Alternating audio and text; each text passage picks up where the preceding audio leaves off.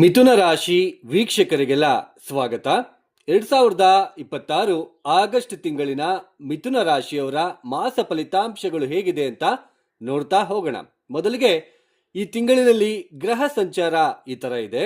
ರಾಹು ಕುಂಭರಾಶಿಯಲ್ಲಿ ಸಂಚಾರ, ಶನಿ ವಕ್ರ ಮಾರ್ಗದಲ್ಲಿ ಮೀನ ರಾಶಿಯಲ್ಲಿ ಸಂಚಾರವನ್ನು ಮಾಡ್ತಾ ಇದ್ದಾರೆ, ಕೇತು ಸಿಂಹ ರಾಶಿಯಲ್ಲಿ ಸಂಚಾರ, ಗುರು ಕರ್ಕಾಟಕ ರಾಶಿಯಲ್ಲಿ ಸಂಚಾರವನ್ನ ಮಾಡ್ತಾ ಇದ್ದಾರೆ. ಆದ್ರೆ ಪ್ರಸ್ತುತ ಅವರು ಅಸ್ತಂಗತ ಆಗಿದ್ದಾರೆ. ಆಗಸ್ಟ್ 12ನೇ ತಾರೀಕು ಅಸ್ತಂಗತ ತ್ಯಾಗವನ್ನು ಮಾಡ್ತಾರೆ.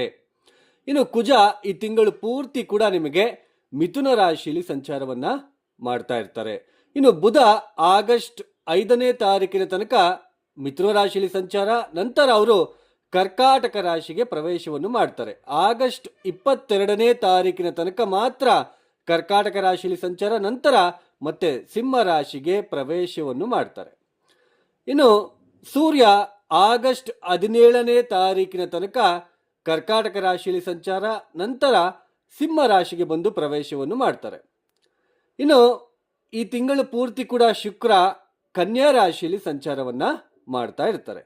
ಈ ಎಲ್ಲ ಒಂದು ಗ್ರಹ ಸಂಚಾರ ರೀತ್ಯ ಮಿಥುನ ರಾಶಿಯವರಿಗೆ, ಮುಖ್ಯವಾಗಿ ಮಿಥುನ ರಾಶಿ ವೀಕ್ಷಕರಿಗೆ ಒಂದು ಸೂಚನೆ ಅಂತನಾದ್ರೂ ಅಂದ್ಕೊಳ್ಳಿ, ಅಥವಾ ಒಂದು ಮಾಹಿತಿ ಅಂತನಾದ್ರೂ ನೀವು ಅಂದ್ಕೊಳ್ಳಿ. ಎಲ್ಲರೂ ಕೂಡ ರಾಶಿ ಫಲಿತಾಂಶ ಅಂತ ಹೇಳಿಬಿಟ್ಟು ರಾಶಿ ಫಲಿತಾಂಶವನ್ನೇ ಅವಲಂಬಿಸಿ ಹೋಗ್ತಾ ಇದ್ದಾರೆ, ಅದ್ರ ಮೇಲೇ ಡಿಪೆಂಡ್ ಆಗ್ತಾ ಇದ್ದಾರೆ. ಅದಕ್ಕೆ ನಿಮಗೂ ಕೂಡ ಅರ್ಥ ಮಾಡಿಸುವ ಉದ್ದೇಶದಿಂದ ನಾನು ನಿಮಗೆ ಇದನ್ನ ಹೇಳ್ತಾ ಇದ್ದೇನೆ. ನೀವು ನೋಡ್ತಾ ಇರ್ತೀರಿ, ಈ ರಾಶಿಯವರಿಗೆ ಈ ತಿಂಗಳು ಈ ರಾಶಿಯವರಿಗೆ ಈ ಥರ ಯೋಗ ಇದೆ, ಕೋಟಿಗಟ್ಟಲೆ ಸಂಪಾದಿಸ್ತಾರೆ ಅಂತ ತಮ್ಮನೇಲಿ ನೋಡಿ ನೀವು ಓಪನ್ ಮಾಡ್ತೀರಾ, ನೋಡ್ತೀರಾ, ಓಕೆ ಅಂತ ಮನಸ್ಸಲ್ಲಿ ಸ್ವಲ್ಪ ಖುಷಿ ಅಂತ ಅನಿಸುತ್ತೆ. ಅದು ಆ ಥರ ನೋಡಿದ ತಕ್ಷಣ ಓಕೆ, ಆದರೆ ಅದು ಆಗಲಿಲ್ಲ, ಅದು ಆಗ್ತಾ ಇಲ್ವಲ್ಲ ಅನ್ನೋದು ಸ್ವಲ್ಪ ನಿಮಗೆ ಅವಾಗ ನಿಮ್ಗೆ ಏನು ಅನಿಸುತ್ತೆ, ಇದು ಜ್ಯೋತಿಷ್ಯ ಅನ್ನೋದು ಬರೀ ಸುಳ್ಳು ಹೇಳ್ತಾರೆ, ಅದೇ ಹೇಳ್ತಾರೆ, ಇದೇ ಹೇಳ್ತಾರೆ ಅಂತ ಒಂದು ಭಾವನೆ ಬರುತ್ತೆ. ಸೊ ಆ ಥರ ಭಾವನೆ ಇಟ್ಕೊಂಡಿರೋರಿಗೆ ಇಲ್ಲಿ ನಿಮಗೆ, ಅದಕ್ಕೆ ನಾನು ನಿಮಗೆ ಎಕ್ಸ್ಪ್ಲೇನ್ ಮಾಡ್ತಾ ಇದ್ದೇನೆ. ರಾಶಿ ಅಂದರೆ ಮೊದಲನೇದಾಗಿ ಏನು, ನಾವು ಯಾವ ದಿನದಂದು ಹುಟ್ಟಿರ್ತೀವೋ, ಯಾವ ವರ್ಷ, ಯಾವ ತಿಂಗಳು, ಯಾವ ದಿನಾಂಕ, ಯಾವ ದಿನದಂದು ಹುಟ್ಟಿರ್ತೀವೋ, ಚಂದ್ರ ಯಾವ ಮನೆಯಲ್ಲಿ ಸ್ಥಿತರಾಗಿದ್ರೋ, ಯಾವ ರಾಶಿಯಲ್ಲಿದ್ರೋ ಅದು ನಮಗೆ ಜನ್ಮ ರಾಶಿ ಆಗುತ್ತೆ. ಅಂದರೆ ನೀವು ಚಂದ್ರ ಇಲ್ಲಿ ಸಂಚಾರ ಮಾಡಬೇಕಾದ್ರೆ ನೀವು ಜನ್ಮವನ್ನು ಪಡ್ಕೊಂಡಿರ್ತೀರಾ, ಜನಿಸಿರ್ತೀರಾ ಅಂತ ಅರ್ಥ. ಚಂದ್ರ ಅಂದ್ರೆ ಏನು? ಮನಸ್ಸುಕಾರಕ ಚಂದ್ರನಿಂದ ಗ್ರಹ ಸ್ಥಿತಿಗಳು ಬದಲಾವಣೆ ಆಗ್ತಾ ಇರುತ್ತೆ ಗೋಚಾರದಲ್ಲಿ.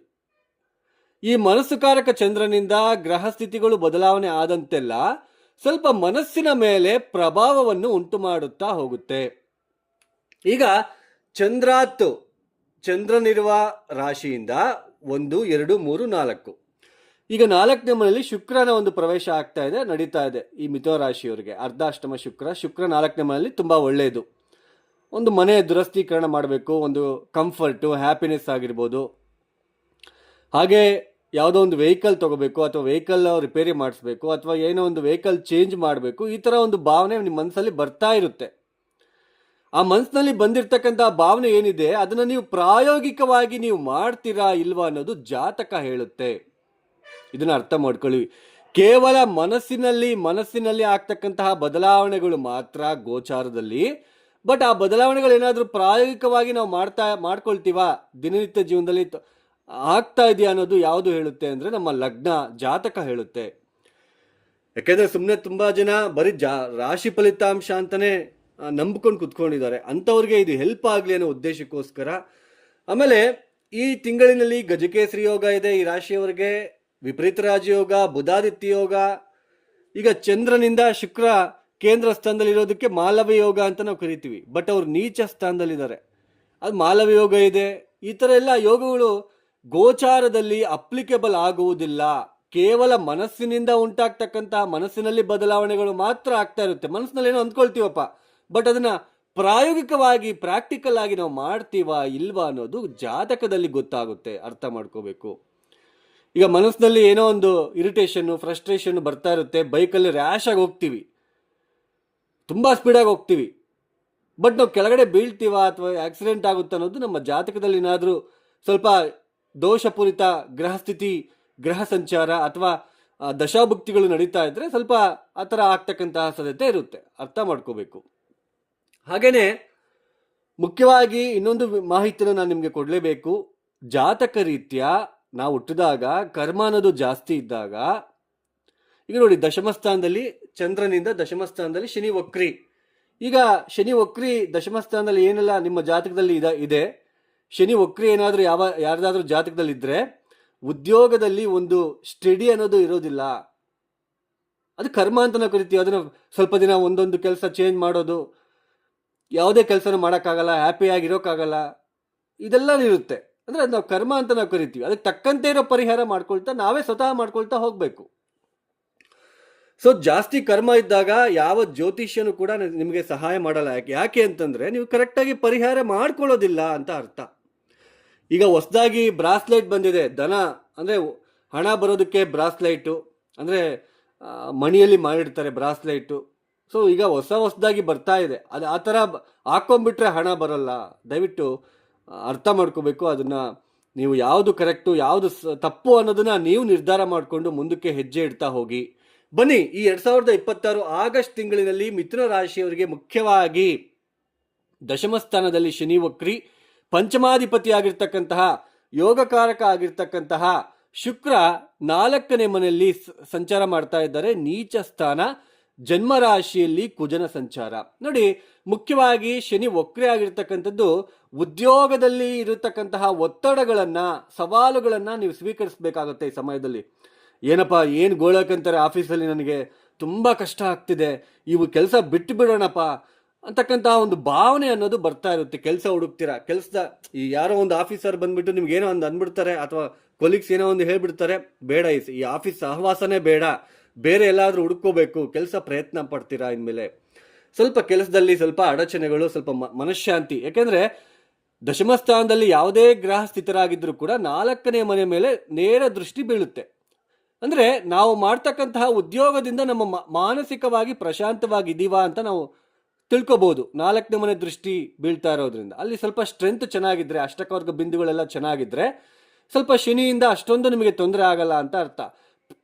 ಅಂದ್ರೆ ಆ ಶನಿಯ ಅಷ್ಟಕವರ್ಗ ಬಿಂದುಗಳು ಪಾಯಿಂಟ್ಸ್ ಕಡಿಮೆ ಇದ್ರೆ, ಬಲಹೀನ ಆಗಿದ್ರೆ, ಸ್ಟ್ರೆಂತ್ ಕಡಿಮೆ ಇದ್ರೆ, ಯಾವಾಗ ಶನಿ ದಶಮಸ್ಥಾನದಲ್ಲಿ ಕುತ್ಕೊಂಡು 4ನೇ ಮನೆ ಮೇಲೆ ದೃಷ್ಟಿ ಹಾಕ್ತಾರೋ ಕೆಲಸ ಮಾಡೋ ಜಾಗದಲ್ಲಿ ನಿಮಗೆ ಮನಃಶಾಂತಿ ಅನ್ನೋದು ಇರೋದಿಲ್ಲ.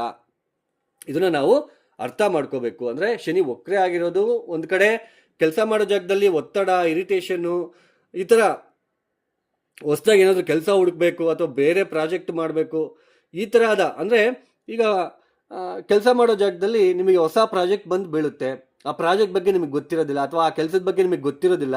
ಆ ಕೆಲಸವನ್ನು ಕಲ್ತ್ಕೊಂಡ್ಬಿಟ್ಟು ನೀವು ಕಷ್ಟಪಟ್ಬಿಟ್ಟು ಮಾಡಿ ಮಾಡಿ ಮುಗಿಸ್ಬೇಕಾಗುತ್ತೆ. ಅಂದರೆ ಶನಿ ವಕ್ರಿ, ಪ್ರಯತ್ನ ಪಡು, ಇನ್ನೂ ಪ್ರಯತ್ನ ಪಡು ಅಂತ ಶನಿ ನಿಮಗೆ ಕರ್ಮಕಾರಕ ಹೇಳ್ತಾ ಇರ್ತಕ್ಕಂಥದ್ದು. ಸ್ವಲ್ಪ ಉದ್ಯೋಗದಲ್ಲಿ ಸ್ವಲ್ಪ ತೊಂದರೆ, ಮನಃಶಾಂತಿ ಇರೋದಿಲ್ಲ. ಆಮೇಲೆ ಶುಕ್ರ 4ನೇ ಮನೆಯಲ್ಲಿ ಗೋಚಾರದಲ್ಲಿ ಒಳ್ಳೆ ಫಲಿತಾಂಶ ಕೊಡಬೇಕು. ನೀವು ಏನು ಕಂಫರ್ಟ್ ಆಗಿದ್ದೀರಾ, ನಿಮ್ಮ ಮನೆ ಆಗಿರ್ಬೋದು, ವಾಹನ ಆಗಿರ್ಬೋದು, ಮಾನಸಿಕವಾಗಿ ಪ್ರಶಾಂತವಾಗಿರೋದಾಗಿರ್ಬೋದು, ಮನೆಯಲ್ಲೇ ಆಗಿರ್ಬೋದು, ಎಲ್ಲ ಒಂದು ಕಡೆ ಎಲ್ಲ ಇದ್ರೂ ಕೂಡ ಏನು ಇಲ್ಲ ಅನ್ನೋ ಥರನೇ ಮನಸ್ಸಿನಲ್ಲಿ ಭಾವನೆಗಳು, ಸ್ವಲ್ಪ ಮನಃಶಾಂತಿ ಇಲ್ಲದೆ ಇರೋದು, ಈ ತರಹದ ಒಂದು ಭಾವನೆಗಳು ಬರ್ತಾ ಇರುತ್ತೆ. ಸೊ ಇನ್ಲಾಸ್, ಈಗ ಮಿಥುನ ರಾಶಿಯಲ್ಲಿ ಹುಟ್ಟಿರ್ತಕ್ಕಂತಹ ಸ್ತ್ರೀಯರಿಗೆ ಅತ್ತೆ ನಿಮ್ಮ ಹತ್ರ ಚೆನ್ನಾಗಿದ್ದಂಗೆ ಅನಿಸುತ್ತೆ, ಬಟ್ ಮನಸ್ಸಿನಲ್ಲಿ ಏನೋ ನಿಮಗೆ ತಿಳಿಯದ ಒಂದು ಭಾವನೆ ಅನ್ನೋದು ಬರ್ತಾ ಇರುತ್ತೆ. ಅವ್ರೇನೋ ನನ್ನ ಬಗ್ಗೆ ಏನೋ ಮಾತಾಡ್ಕೊಳ್ತಾ ಇದ್ದಾರೆ ಅಥವಾ ಆ ಥರ ನಿಮಗೆ ಬರ್ತಾ ಇರುತ್ತೆ ಅಂತ ಅರ್ಥ. ಅಂದರೆ ಕಂಫರ್ಟ್ ಝೋನು, ಹ್ಯಾಪಿನೆಸ್ ಝೋನು ನಿಮಗೆ ಮೇಲ್ನೋಟಕ್ಕೆ ಕಂಡು ಬರ್ತಾ ಇದ್ರು ಕೂಡ ಯು ಕ್ಯಾನ್ ಫೀಲ್, ಇನ್ನರ್ ಫೀಲಿಂಗಲ್ಲಿ ಸ್ವಲ್ಪ ನಿಮಗೆ ಮನಃಶಾಂತಿ ಇನ್ನೂ ಇಲ್ಲ, ನನಗಿನ್ನೂ ಯಾಕೋ ಮನಸ್ಸಿಗೆ ಸಮಾಧಾನ ಆಗ್ತಾ ಇಲ್ಲ ಅನ್ನೋದು ನಿಮಗೆ ಫೀಲ್ ಆಗ್ತಾ ಇರ್ತೀರಾ. ಆಮೇಲೆ ಜನ್ಮರಾಶಿಯಲ್ಲಿ ಚಂದ್ರನಿರುವ ಮನೆಗೆ ಕುಜ ಬಂದಾಗ, ಕುಜ ನಿಮಗೆ 1, 2, 3, 4, 5, 6ನೇ ಮನೆ ಅಧಿಪತಿ ಮತ್ತು ಲಾಭಾಧಿಪತಿ. ಆ ಡೈಲಿ ರೊಟೀನ್ ಲೈಫಲ್ಲಿ ದಿನನಿತ್ಯದ ಏನು ಕೆಲಸ ಮಾಡ್ತಾ ಇದ್ದೀರಾ, ಉದ್ಯೋಗ ಮಾಡ್ತಾ ಇದ್ದೀರಾ, ವ್ಯಾಪಾರ ಮಾಡ್ತಾ ಇದ್ದೀರಾ, ಮನೆ ವಿಚಾರ, ಯಾಕೆಂದರೆ ಕುಜ ದೃಷ್ಟಿ ಚತುರ್ಥ ಸ್ಥಾನದ ಮೇಲೂ ಕೂಡ ಬೀಳುತ್ತೆ. ಒಂದು ಮನೆ ಆಗಿರ್ಬೋದು, ಪ್ರಶಾಂತತೆ ಆಗಿರ್ಬೋದು, ದಾಂಪತ್ಯ ಸುಖ ಆಗಿರ್ಬೋದು, ಇದರಲ್ಲೆಲ್ಲ ಸ್ವಲ್ಪ ಇರಿಟೇಷನ್ನು, ಆ ಸವಾಲುಗಳನ್ನು ನೀವು ಸ್ವೀಕರಿಸ್ತಾ ಹೋಗ್ಬೇಕಂತ ಅನಿಸುತ್ತೆ. ಸ್ವಲ್ಪ ಮನಸ್ಸಿಗೆ ಸ್ವಲ್ಪ ಸಡನ್ ಆಗಿ ಕೋಪ, ಆ ಉದ್ಯೋಗದಲ್ಲಿರ್ತಕ್ಕಂತಹ ಒತ್ತಡಗಳು, ಇದರಿಂದ ಕೋಪ ತಾಪಕ್ಕೆ ಒಳಗಾಗ್ತಕ್ಕಂಥದ್ದು, ಇದೆಲ್ಲನೂ ಕೂಡ ನಿಮಗೆ ಫೀಲ್ ಆಗ್ತಾ ಇರುತ್ತೆ ಅಂತಕ್ಕಂಥದ್ದು ನಿಮಗೆ ಇಲ್ಲಿ ಕನ್ಸಿಡರ್ ಮಾಡ್ಕೋಬಹುದು ನಾವು. ಹಾಗೇನೆ ದ್ವಿತೀಯ ಸ್ಥಾನದಲ್ಲಿ ಗುರು ಇರ್ತಕ್ಕಂಥದ್ದು ಸ್ವಲ್ಪ ಇದು ಗುರುಬಲ ಇದ್ರೂ ಕೂಡ ಗುರು ಅಸ್ತಂಗತ ಆಗಿರೋದ್ರಿಂದ ಮೊದಲ 2 ವಾರಗಳ ಕಾಲ ಗುರು ಅಷ್ಟೊಂದು ಪ್ರಾಮುಖ್ಯತೆ ಇರೋದಿಲ್ಲ. ಬಟ್ ಗುರು ಅಸ್ತಂಗತ ತ್ಯಾಗ ಮಾಡ್ತಾರೆ ಆಗಸ್ಟ್ 12ನೇ ತಾರೀಕಿನ ನಂತರ. ಆಗ ನಿಮಗೆ ಫೈನಾನ್ಷಿಯಲ್ ಆಗಿರ್ಬೋದು, ಈ ಉದ್ಯೋಗದಲ್ಲಿ ಇರ್ತಕ್ಕಂಥ ಸವಾಲುಗಳು ಓಕೆ ಪರವಾಗಿಲ್ಲ ಮನಸ್ಸಿಗೆ ಸಮಾಧಾನ ತಗೊಳ್ತೀರಾ. ಓಕೆಪ್ಪ ಉದ್ಯೋಗದಲ್ಲಿ ಸ್ವಲ್ಪ ಓಕೆ ಅಂತ ಅನಿಸುತ್ತೆ ನಿಮಗೆ, ಸ್ವಲ್ಪ ಗುರುವಿನ ದೃಷ್ಟಿ ಬೀಳ್ತಾ ಇರೋದ್ರಿಂದ. ಸೊ ಫೈನಾನ್ಷಿಯಲ್ ಆಗಿರ್ಬೋದು, ಮದುವೆ ಆಗದೆ ಇರ್ತಕ್ಕಂಥವ್ರಿಗೆ ಆಗಸ್ಟ್ 3ನೇ ವಾರದಿಂದ ಮದುವೆ ಫಿಕ್ಸ್ ಆಗ್ತಕ್ಕಂಥ ಸಾಧ್ಯತೆಗಳು, ಈ ತರಹದ ಒಂದು ಸಿಚುವೇಶನ್ ನಿಮಗೆ ಬರ್ತಾ ಇರುತ್ತೆ. ಆದರೂ ಕೂಡ ಶುಕ್ರ 4ನೇ ಮನೆ ಇರೋದ್ರಿಂದ ಮೇಲ್ನೋಟಕ್ಕೆ ಹುಡುಗನ ಅಥವಾ ಹುಡುಗಿನ ಒಪ್ಕೊಳ್ತೀರಾ. ಬಟ್ ಮನಸ್ಸಲ್ಲಿ ಆ ಹುಡುಗಿ ಹೆಂಗೋ ಶುಕ್ರ ನಿಮಗೆ ಸ್ವಲ್ಪ ನೀಚನಾಗಿರೋದ್ರಿಂದ ಈ ತರಹದ ಪರಿಸ್ಥಿತಿಗಳನ್ನು ನಿಮಗೆ ತಂದು ಕೊಡ್ತಾ ಇರ್ತಾರೆ ಅಂತ ಅರ್ಥ.